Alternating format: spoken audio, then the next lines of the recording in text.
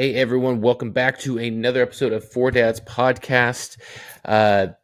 This is our 49th episode, as Julio mentioned earlier, the Niner episode, the 49er episode, one away from 50. This one is going to be really interesting with the Ryder Cup, with Live Chicago, with a lot of things. Like the Ryder Cup happens every 2 years. The whole thing about Justin Thomas and Bryson DeChambeau, who would you take? But before that, obviously, you got co-hosts myself, Tease, and Don Julio here. And we are going to first, I definitely want to talk about the Ryder Cup. I mean, that's what everyone is being talked about right now. By the time this is out, Friday morning at 10, they will already have the first round or the first day of the Ryder Cup completed because it's supposed to be dropping tonight at 1:30 a.m. our time, I think, Pacific time. Yeah. Which sucks for us because we either get to see highlights or we just, ruin our lives. Just stay up. Just like hate ourselves. But yeah, I mean, it's in Rome. The course looks really nice. Obviously, I mean, it looks awesome. I'm definitely interested in curious how many golf courses are there in Rome? Because, like I mentioned before, when I had visited Italy and Rome, it was just impossible to find any golf balls anywhere. And I'm sure there are golf courses, just like there are throughout the world, but I don't know if it's that big around Rome, Italy, how it's going to be. But going into the Ryder Cup, what are your first thoughts about the Ryder Cup? Well, to answer your question, there are only 10 courses located within proximity of Rome. Wow. With how big Rome is? Wow. But it does say golf is a very large luxury. 8 of the 10 courses are country clubs. Ooh, that's tough. It's like living in New York or San Francisco. Man. Yeah. It looks like it's playing at Marco Simone Golf and Country Club. Mm-hmm. It looks like it's a pretty neat track. I mean, the course plays at 71-81. It's a par 71. But like the opening hole, I mean, par 4, 445 yards. Hole number 2 is a par 4 at 506 from the tips. Next one, hole number 3 is a par 4 playing at 453. Hole number 4 is a par 3 at 188. It doesn't seem like there's. I mean, I'm looking at like a 3D kind model. Model of it. It doesn't seem like there's a lot of slope or anything, but I'm sure where it makes up its rating is probably on the greens. I would assume the greens are just glass, and but not much water. Looks like a lot of the holes kind of are pretty straightforward. It's not till the back 9 where you start seeing some dog legs, little bits of hazards of water. Yeah. And I mean, I was watching a Rick Shields today, and he's had a few videos out over the last couple of weeks where he's playing on this course. And him, I don't think Bob Does Sports was on it, but they were just talking about how you hit into the fairways, you're always going to give yourself an opportunity to attack, but you put yourself in the rough just a foot or two off, and that will screw you.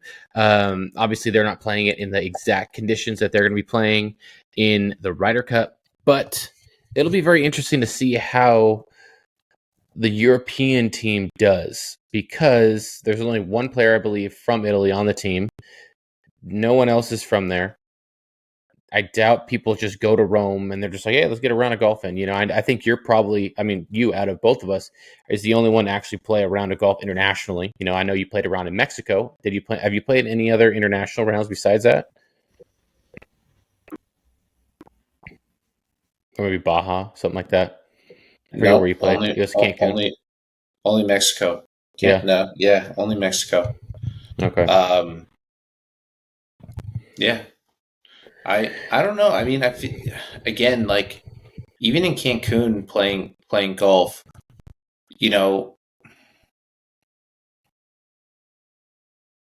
I think I don't know. You really just got to symbolize. Like if it's a course, I mean, for me, if it's a course I've never played, even when I played played in Cabo a lot, the first course that I played was Cabo de Sol Country Club, which was, I mean, awesome.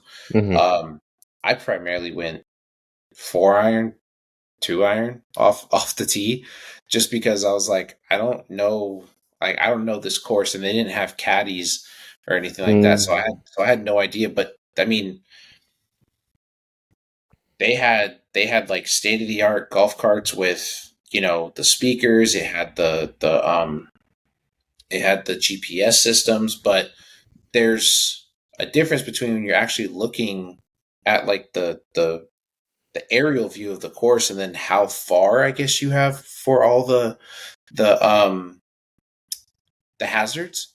I mean, you could touch the screen and it would tell you, but when you're actually playing it, the height of the trees, how far the bushes come out, like Mm-hmm. how far left or right could you possibly miss? It's really tough to judge. So I was just like, hey, there's my line. It says it's only like, Trust 280 it. to, You yeah, got to trust 280. I it. was like, I just hit down that and I actually Mm-hmm. played pretty well. I mean, Cabo de Sol, I shot only 3 over. Mm-hmm. And then I went and played Pamea the next day, or Pamea, and I played the mountain and the ocean course on that side, and same thing. I mean, the ocean or the mountain side at that course was like wide open. It's like, oh, there's the flag. I just got to. So there, I banged driver a little bit more. But when you're playing on the ocean sides of Cabo, um, yeah, you just want to put something that's going to be in the fairway because those fairways run. I mean, everything Mm-hmm. goes towards the water really quick, but Mm-hmm. yeah, I mean, a course like this, obviously, those guys have been up there for a while, and I don't, I'm still, I still don't know how it is that like if it's a course that they don't know, like how do you prepare for that, right? Like how do you kind of know without being up there for like 2 weeks or something, Right. I mean, besides maybe talking to a local caddy over there, if they have caddies, I mean, that's probably the best route to go, unless they're creating the course on PGA Tour 2K and just getting reads that way. Yeah, That's probably one of the other rates. But I mean, like, what are you most excited for about this Ryder Cup? Is it certain players? Is it certain matchups? Is it just to see how the I'm course plays out? Like, I'm honestly just excited just to see the competition. I mean, like today, obviously, the big thing that made the news was Victor Hovland making that hole in one on the par four freaking with a awesome. yeah with a 3-iron. Or I'm sorry, No, with a three no. wood, three wood, Oh, the three three. wood, three Okay, I was wood. gonna say it's not an iron. Sorry, but it's just like I was so impressed, and I mean the like we discussed last time, the lineup for the European team is lethal. And it I seems like mean those they're hot right now too. It's well, not and just that's that what I'm they're saying. good. Hovland hasn't touched his clubs since his last win. I mean, I haven't heard anything about him, Unless he's but I playing with his heard boys, but yeah. yeah, but I heard he's been putting in work in the gym. I mean, Oh, really? him and Matt Fitzpatrick have been putting work in the gym. So for him to go Hmm. and do that, I'm like, man, this guy hasn't skipped a beat. Yeah, that was the Like, 500-yard par four, right? No, I'm just kidding. yeah, It's like, yeah, he is crushing the ball, yeah, man. literally. But but I mean, I don't really know what I'm excited about. I think it's just it's just the rival, the U.S. but against Europe, like who's going to come out on top. And to Yeah. kind of go to your point about unless they talk to a local caddy, man, dude, if I'm a caddy there, I'm telling them all the wrong information. I don't even Well, care. okay, Like, I'm saying I'm not. Oh, I want to see my obviously, it country depends who it win. is. You got to trust the guy, right? If it's European, you can probably trust them. If it's like American, you got to either pay the guy enough, or you got to also have a couple caddies to make sure that the information is lining Well, up but you got to correctly. think too. Their caddies are out there probably sooner than they are. They're walking the courses. They're rolling the Oh yeah, ball. Yeah. So I right, mean, right. they have all the stuff set and ready for by the time that they show up. They're like, all right, hey, let's I rolled a few putts here. It seemed like it was a bit tough. Like let's miss on that side and see what we get. And then we'll Yeah, drop another ball here and let's go right at the pin and see how it reacts. right. Yeah, I mean, personally, I'm really looking forward to seeing how Justin Thomas performs with his first real big competition besides the Fortinet, like the Ryder Cup. Without his dad, with a new coach, with new working on swing mechanics. Am I pulling for the U.S. completely? Yes. Would I be a little upset? Would I be a little happy if JT didn't play too well? Yes. I want the USA to win ultimately. I know the USA hasn't won in Europe in like 30, 40 years. It's been like a long time, which I get. I mean, like it's going to be difficult to play in Europe regardless because the style of play is just completely different. But if we can win and JT doesn't play too well, or we lose and JT doesn't play too well, then I can always just go back to all the little PGA Tour loyalists on Twitter and Instagram and Facebook and be like, your guy let us down. The guy that you said, oh, well, he deserves to be there because look at his record. Well, how was his record? How was his PGA record when he played in those Ryder Cups?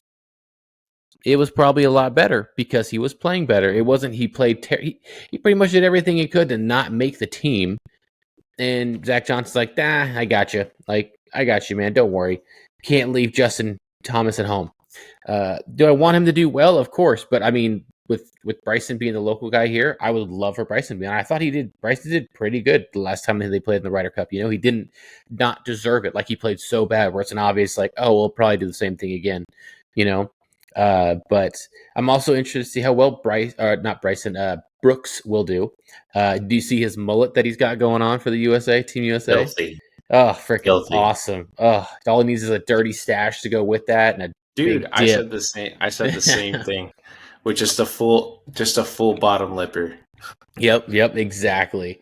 Let's see here. What other things I mean, I'm looking at the website for the club at Marco Simeon or Simone, Marco Simone.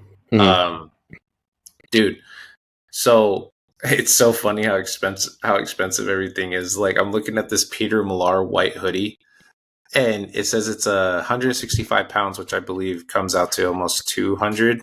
Probably 200 US, 190, 200, yeah, something like that. Yeah, like $200 US plus shipping. Shipping is another 20 pounds. So, or no, that's euros. That's euros over there, but still, that the conversion rate is not good. Oh my gosh, dude! Wait, is it? Oh yeah, you're right. Euros. Sorry, that's pounds is UK or at least England. I'm sorry. Yeah, I had that wrong. But, sorry, everyone. My bad. I don't get out enough as I should. I only go to Mexico and I only know pesos. So you know. Blame the brown guy. No, but I'm like, look, but dude, hold on. So check this out. So your let's just call it your upper echelon country club, right? We'll say Olympic, right? Olympic club is a 500 from my understanding. I believe it's $500,000 initiation with a 2-year wait list for you to become a member. Okay. Can you make that in installments, or does that have to be all up front? I have no idea, but that's what I've heard, or somewhere I've heard that it was like 5 or 250. I mean, I know that's a big jump, but I mean, regardless, I wouldn't be able to. Yeah, do I want a house, or do I want to be a member of Olympic? Yeah, exactly. I don't know. Like, check this out. The cost of a 1-year membership at Marco Simone.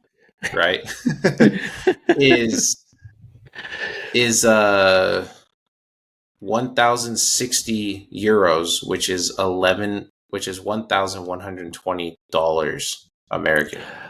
What? For 1 year. So basically, what you're telling me, Julio, is that we need to invest in Airbnb in Rome. We can split that 50-50, make enough money to pay for the flight, to stay out there in our own place, while also getting a 1-year membership just for a few weeks out of the year, and make it worth it completely. Just play a couple weeks of golf out there, enjoy Rome, come home, bank on another Airbnb for the rest of the year because it's in Rome. And oh my gosh, you've got to be kidding me! That's cheaper than blows my mind.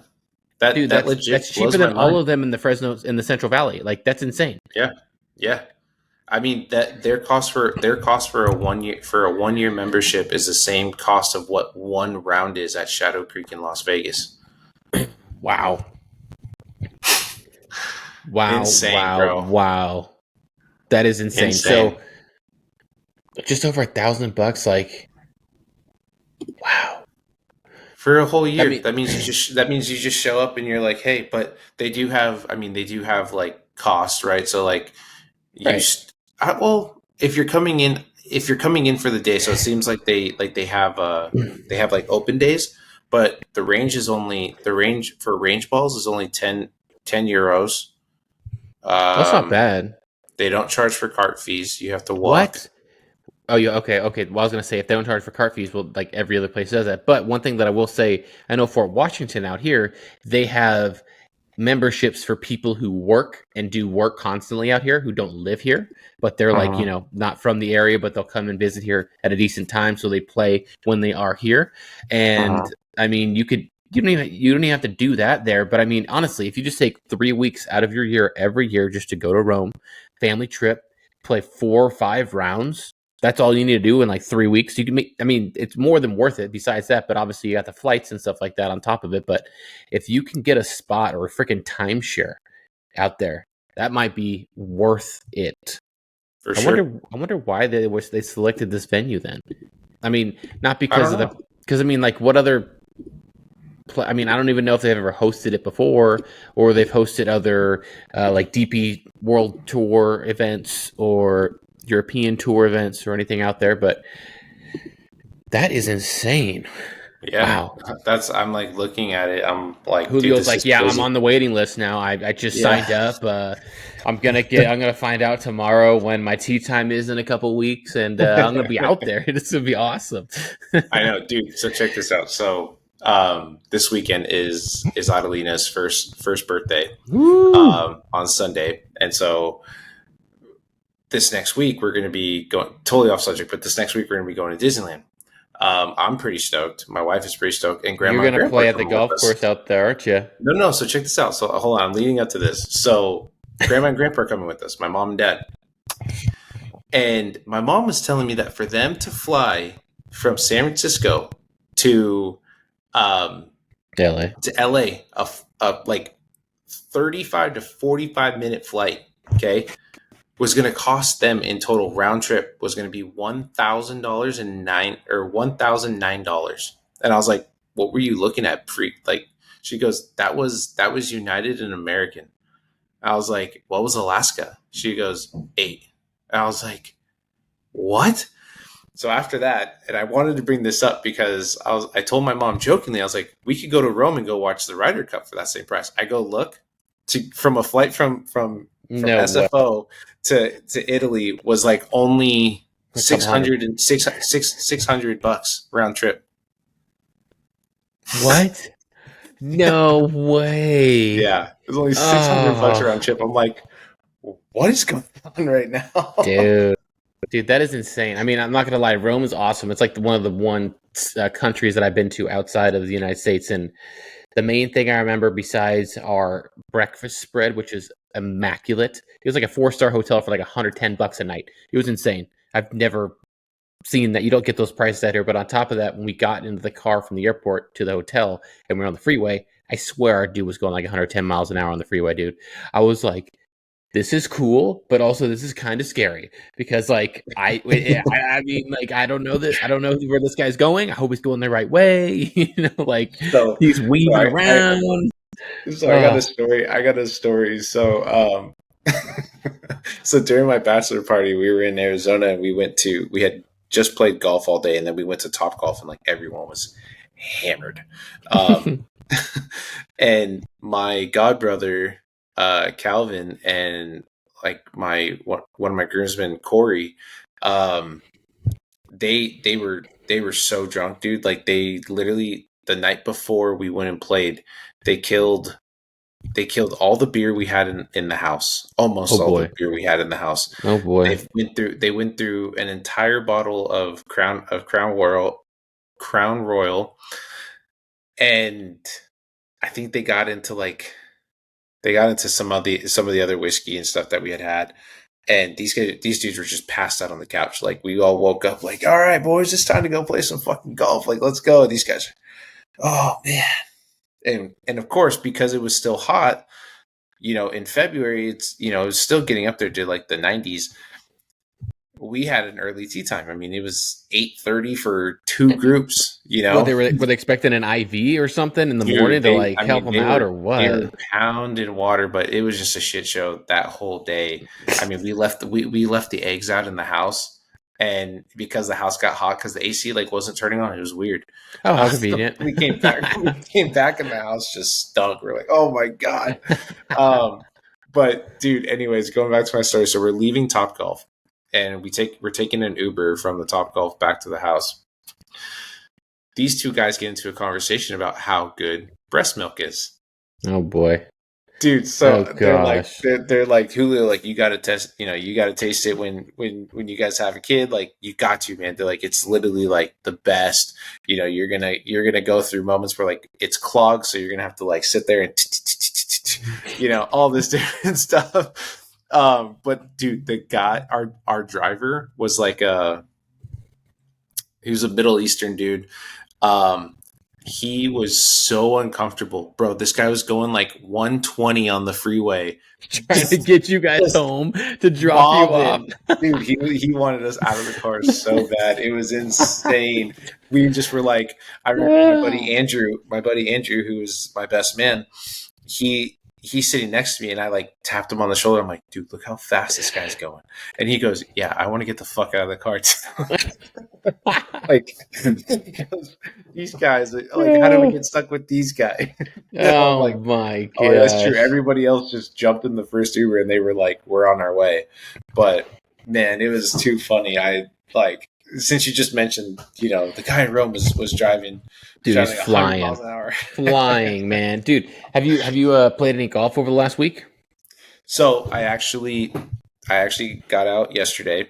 I got 9 holes on my camera. So I'm going through it. I downloaded the Golf Tracer app on my computer so I can edit and do everything right there. So nice. I have that. Nice.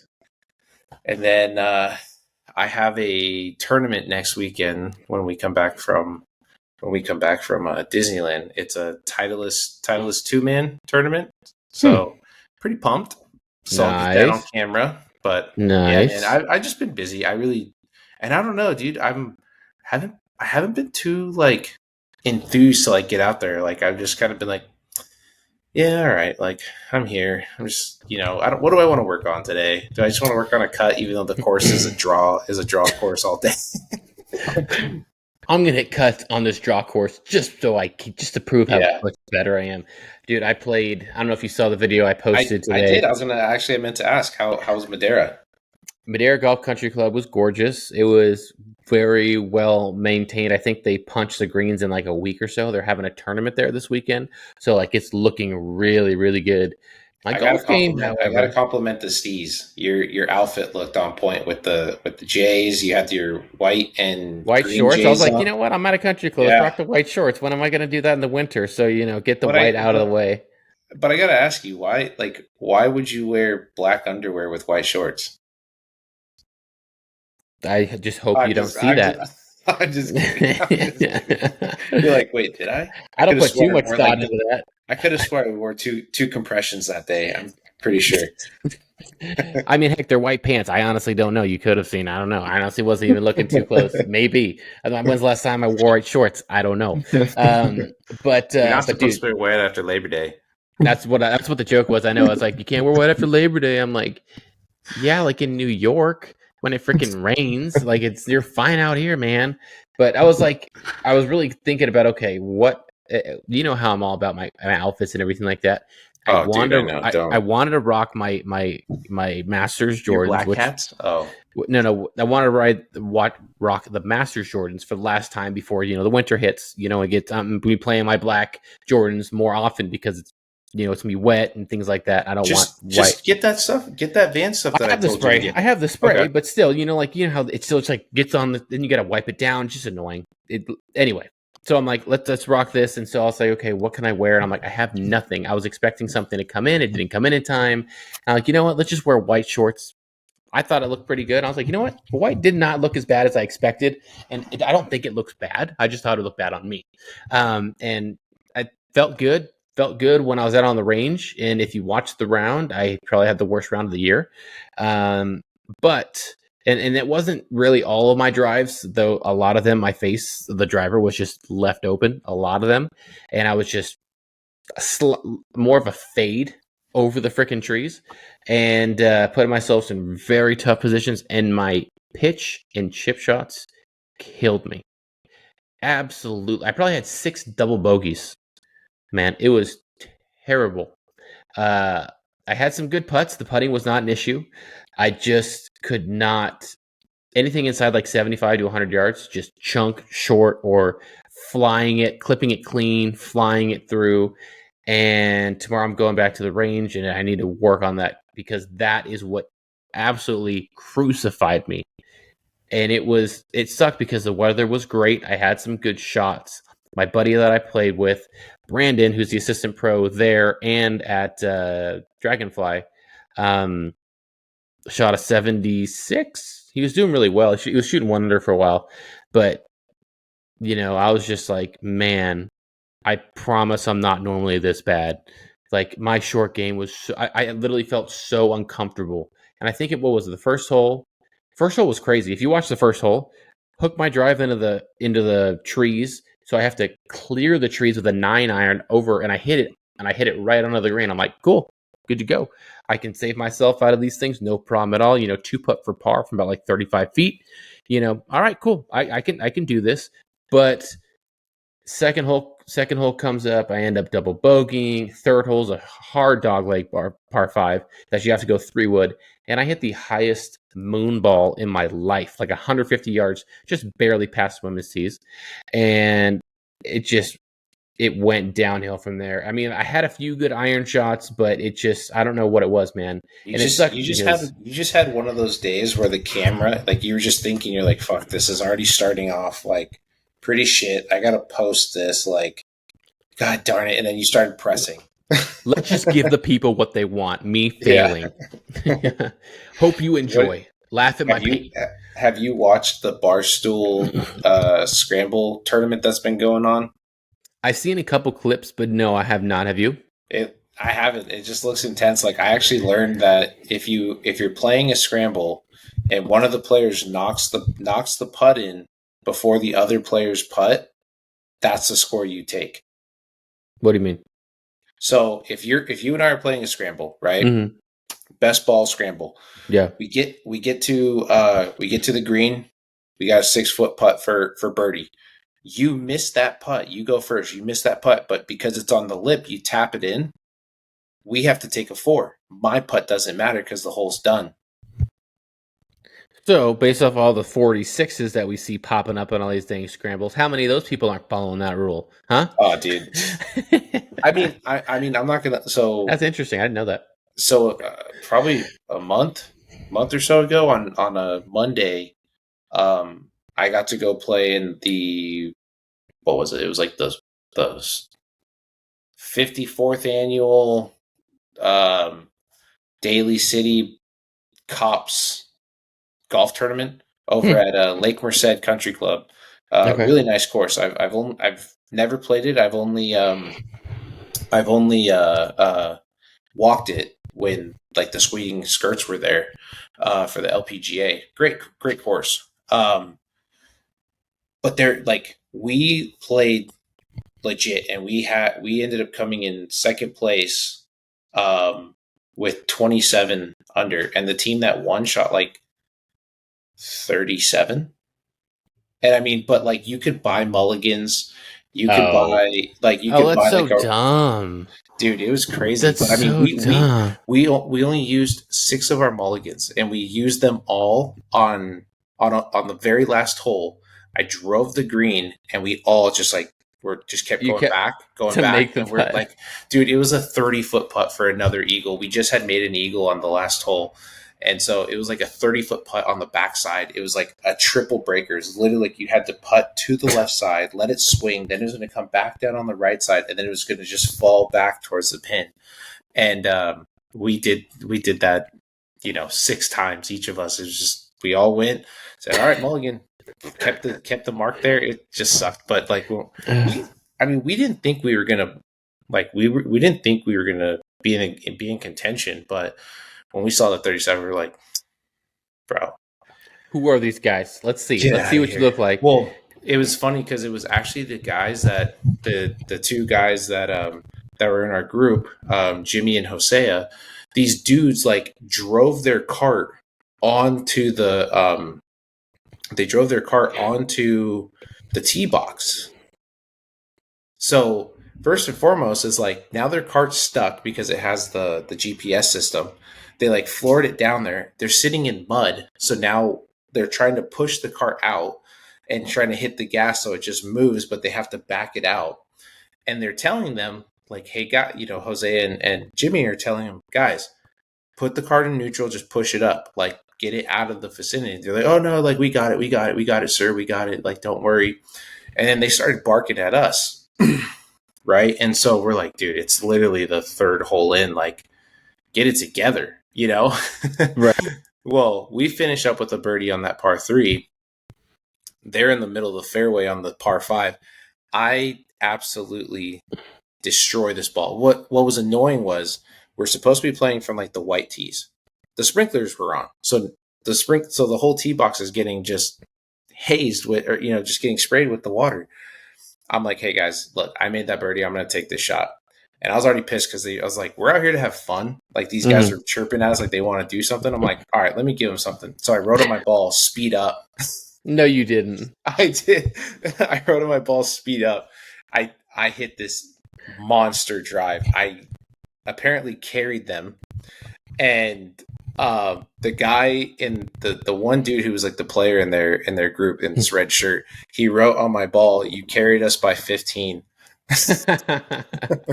Which then I lost the ball in the water on one of them, but I was just like, "Dang," or not in the water, in the fescue, and I was like, "Damn it, I wanted to keep that." I kept playing it the whole round. Dang, dude, that's crazy. The funny you say that about the sprinkler. When I was playing at Madeira Golf and Country Club on one of the par 3s, like for their par 3s, the 4 of them are difficult. First one's 207 yards. Second one, I think, is short, maybe like 150, but you got like bunkers on the right and the left. Like it's like right off of there.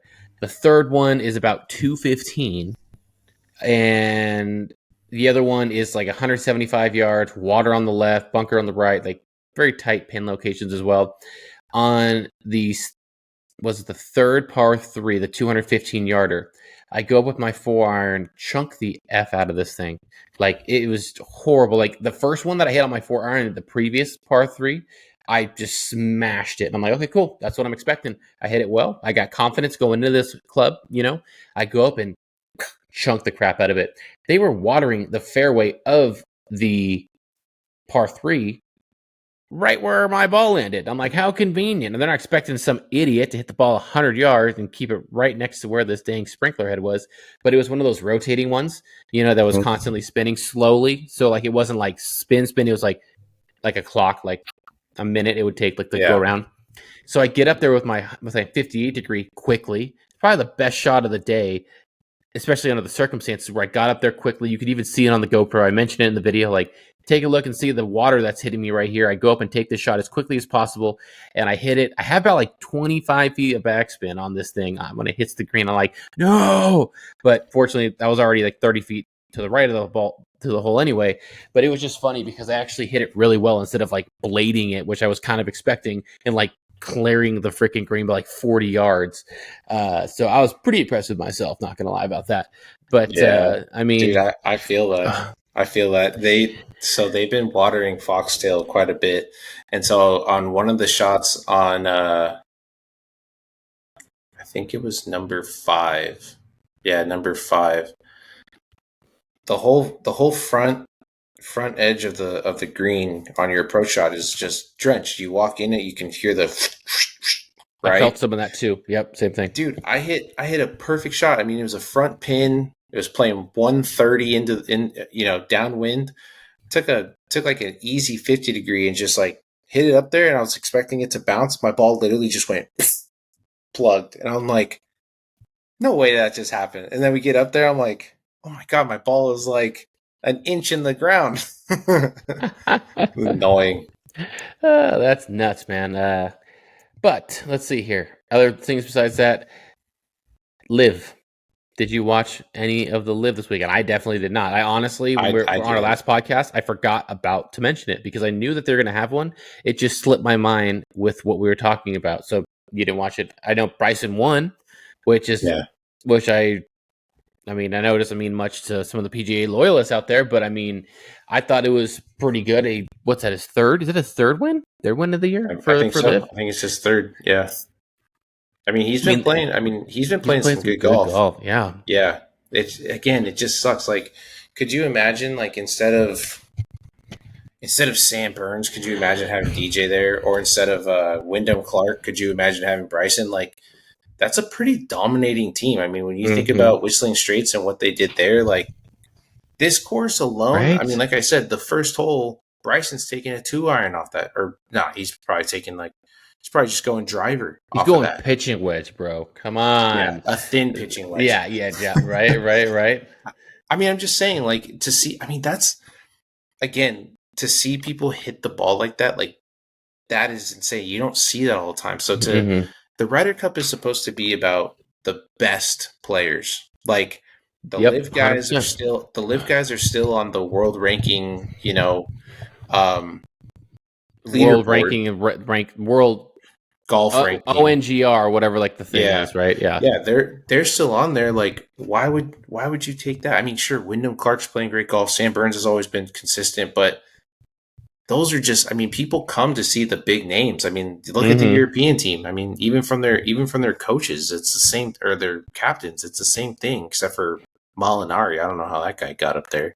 He's Italian, I think. That's the only pull he's got. Yeah. You know? It's my home course. I get to play for free. Please let me play. Yeah. I paid my $1,100. Yeah. No, but seriously, that's what irritates me the most is one. I believe in that as well. It should be the best of the best, right? Not, we're petty against your guys for leaving. You know, it's we're still a little upset that you made money and you took advantage of that and yada yada.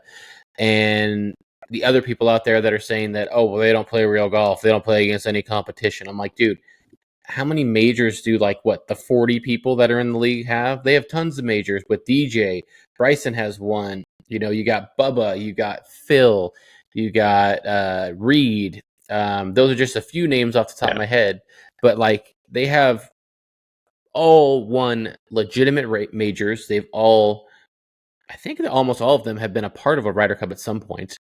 You know, and unless they were really young, which I don't think any of them were at the time, but it's just insane that of how much some people will die on a hill, you know, they're not playing competitive golf, you know, they let the PGA, they're washed up. How could they? It's why would you even be mad about that as a fan? It just means you're watching more golf. Why are you mad? It makes no sense at all because it's more golf for you. The players are making more money. Good for them because, you know, all these sports are owned by billion-dollar corporations and stuff like that, that it doesn't matter to them really any, no amount of money is going to put a dent in their pocket, you know, no matter what. So at the end of the day, I've always figured it's best I always say for any player, any sport, get your money when you can. You don't know when it's your last time. You know, especially in a football sport, you know, where it could be the last down you tear or something, or, you know, things like that could ruin your career. So it's get paid when you can because nothing's guaranteed. Exactly. Thankfully, he might only be out 6 to 8 months, and it might only be an MCL tear, which is crazy. But I mean, that sounded a lot better from what it sounded like before, where it could be a season ending. I don't know, a career ending / will he still have his leg? It sounded freaking terrible when that happened. Yeah. So, I mean, no, I think, you know, again, I know you and I we've had tons of conversations on where we stand with it. But again, when you look at it, if you're just a golf connoisseur like we are, it's just, you know, it's more golf for you. You know, you're still seeing some of the best. Sure, it goes against the PGA, but the number one guy that's praised in golf is Jack Nicklaus, who did the same thing. Exactly. So And they're also playing at new courses, different courses that the PGA Tour has had their same tour for the last 15, 20 years. Obviously, you have one or two different courses every year, maybe like throughout like the US Open or the PGA Championship, but for the most part, the rest of those are all going to be there. TPC Deer Run, TPC Twin Cities, Pebble Beach. Great courses, beautiful courses, world ranking golf courses, but it also still kind of gets repetitive after a while, right? Yeah. So it's nice to see a little change. Like let's elaborate on that a little bit. Like, I think during 2020 when they played at TPC Harding, right? It's not a course that everyone plays all the time. I mean, you saw that just based off of the scores. I personally, I would love to see them play different courses. Go to Cabo, go play some courses there. Go to, why not? Yeah, I mean, go other places, and instead of just playing the sweetest and dopest country club, like go play somewhere that's maybe a little bit mediocre. Help drive some money to. I mean, ultimately, that's what the USGA and the PGA are there for, is to help grow, help grow the game. 100%. And even when I did the PGA, it's the whole thing is all about like, how can you drive more attention to your course? What types of events are you going to host throughout the year? The events that typically work are clinics, after twilight, golf rounds, like this and that. It's a marketing thing. Well, if your whole thing is to grow the game and to help other PGA members, who aren't players but are managing courses, help them grow their pockets, like why not bring it to them? Why not play at a Royal Country Club? Yeah, I mean, with Michael Block. Man, Tribuco. Could you imagine? I mean, like, have you been watching any of the series of Mad Jack? They're like 50 Golfing No Glory, where they play a course in like every state. That's like their goal. If I do, it's either because I'm doing some work and I have like my other monitor on. I'm just kind of like doing. So you know it. So you know it, right? So yeah, I know. Okay. But the majority of my day is Miss Rachel, though, bro. Of course. No, I hear you there. You want to sing "Sticky, Sticky, Sticky, Sticky Bubblegum"? Bubblegum? Oh man, today was the first day that Carter actually was like, "I don't want to watch it." I'm like, "Dude, you loved this song like 5 months ago. What is up? You are not cool for this now." Wheels on the bus. Oh man, he's obsessed with that. But anyway, like what I was saying with Mad Jack or Busted Jack, sorry, Busted Jack. Yeah. They're playing all the yeah. I was just thinking that too. I was really thinking that. But like the courses that they're playing, like, oh, we're playing the best course in Wyoming, we're playing the best course in West Virginia, we're playing the number one rated public course, we're playing the best country club, in Alaska or something like that. Like they're showing all of these courses that are legit. And there was also one that they played, I think in Ohio. It was like Firestone, where I think either like a PGA Championship was at one point, or a US Open was at one point, where Tiger had won one. And it's like there are a lot of very good courses out there that probably have enough to hold these fans that just aren't getting the opportunity. And unless you're going to be a US Open or you're going to be a PGA Championship, and if you are going to do one of those, well, you have to have some kind of recognition where you've done it before, or people, or you get a lot of recognition from just the golfing world in general. Because I mean, think about it. You get only 2 opportunities to play new courses a year or change it up every year. And I think, well, I don't know. Do you know this? Okay, so for Pebble Beach, when they have the US Open in the year that when they do it at Pebble Beach, they still have their Pro-Am Pebble Beach that year as well. So they pretty much play 2 courses twice. The Pro-Am happens every year. The AT&T. So even when they have the US Open, they play it twice technically, right? That track twice. Yeah. Wow. Okay, so they basically take another course's opportunity, and that's insane. Because there are so many good courses out there, dude. Like, if you just go on golfnow.com and just look things up, like, there are so many very nice golf courses, open courses that I'm sure can hold a decent amount of things. I mean, like, what is it? Just like I said, Pebble Beach. Like, that course can't really hold a lot of people. It can hold them on the course with them walking through it, yes.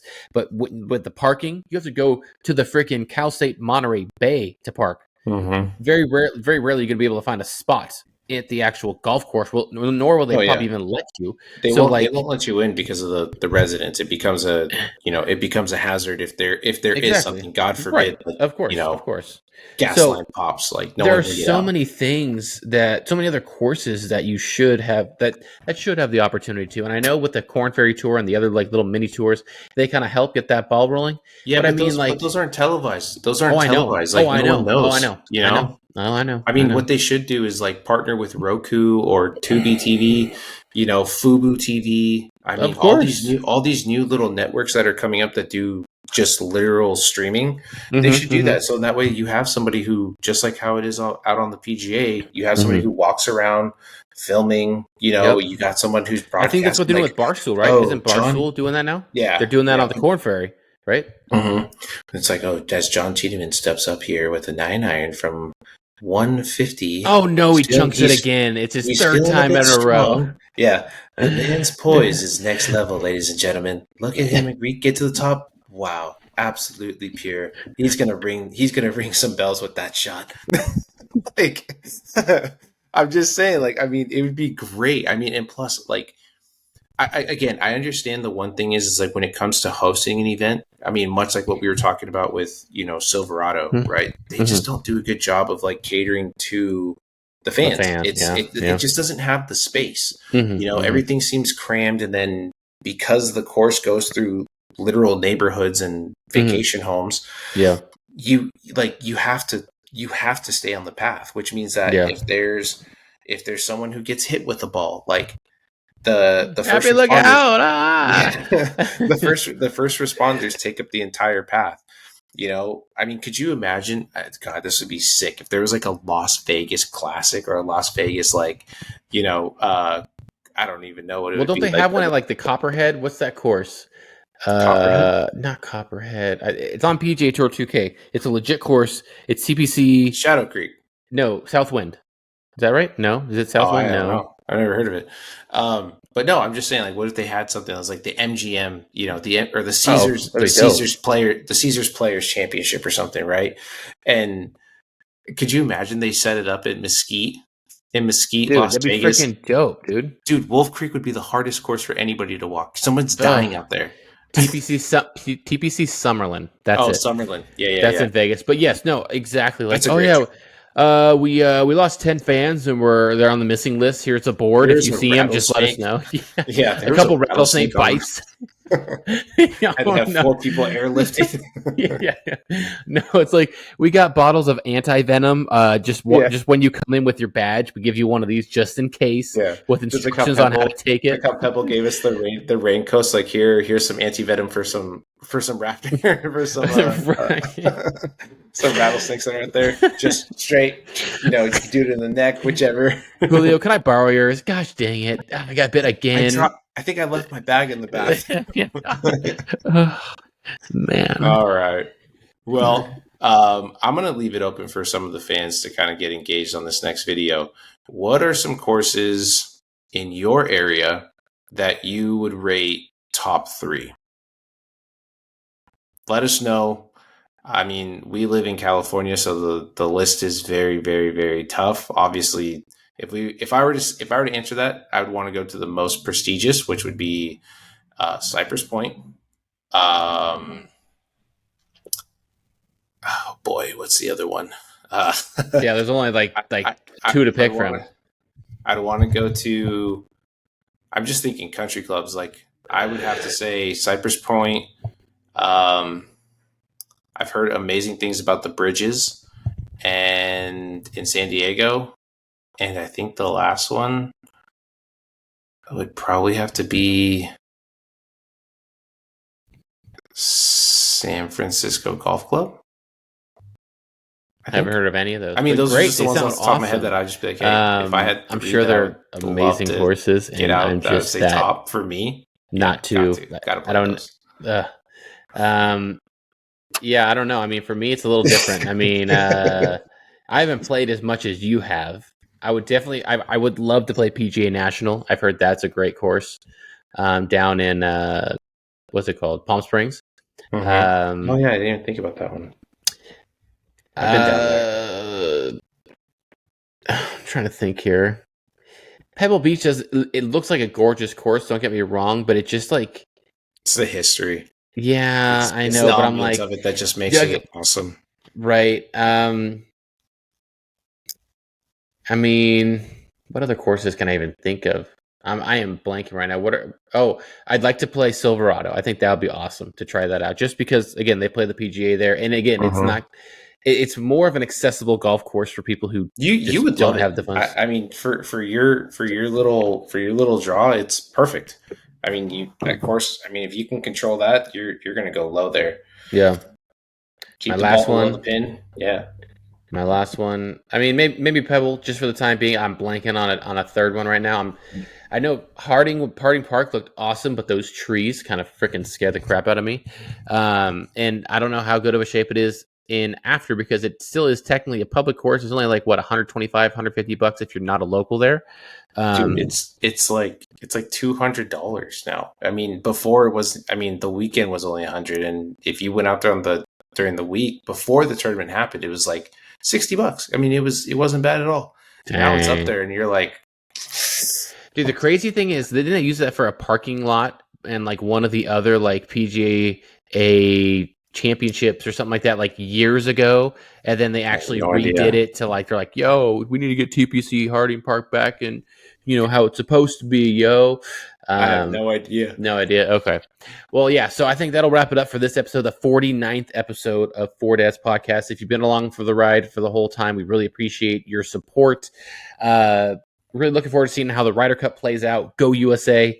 And all I'll add is don't forget to stay fly and go low. See you guys next time. Have yourselves a good one, guys.